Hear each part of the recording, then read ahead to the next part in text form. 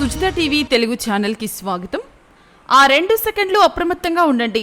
ఎన్నికలు అయిపోయాక పారిపోయే వాళ్ల దొంగ మాటలు నమ్మకండి. సైకిల్ గుర్తు చూసి నొక్కండి. వేమిరెడ్డి ప్రభాకర్ రెడ్డి.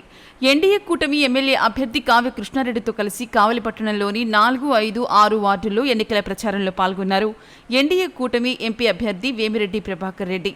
ఈ నేపథ్యంలో వేమిరెడ్డి ప్రభాకర్ రెడ్డికి అడుగడుగునా ప్రజలు బ్రహ్మరథం పట్టారు. మంగళ హారతులతో మహిళలు ఆత్మీయ స్వాగతం పలికారు. వారి ప్రచార రథంపై పూలవర్షం కురిపించి తమ అభిమానాన్ని చాటుకున్నారు. ఈ సందర్భంగా వేమిరెడ్డి ప్రభాకర్ రెడ్డి మాట్లాడుతూ రాబోయేది టీడీపీ కూటమి ప్రభుత్వమే అన్నారు. యువకులకు ఉపాధి కావాలంటే చంద్రబాబు లాంటి సమర్థుడు ముఖ్యమంత్రి అయితేనే సాధ్యమన్నారు.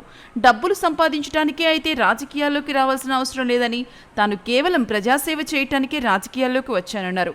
ఈ నెల 14 తర్వాత ఫోన్ చేసినా ఎత్తడు, కలవాలంటే ఢిల్లీకి పోవాల్సిందే. తాను లోకల్ నెల్లూరులోనే ఉంటానన్నారు. ఎన్నికలయ్యాక నెల్లూరు ముఖం కూడా చూడని లీడర్లు దొంగ మాటలు నమ్మకుండా 2 ఓట్లు సైకిల్ గుర్తుకే వేసి కావలి ఎమ్మెల్యేగా కావ్య కృష్ణారెడ్డిని, నెల్లూరు ఎంపీగా తనను గెలిపించాలని కోరారు.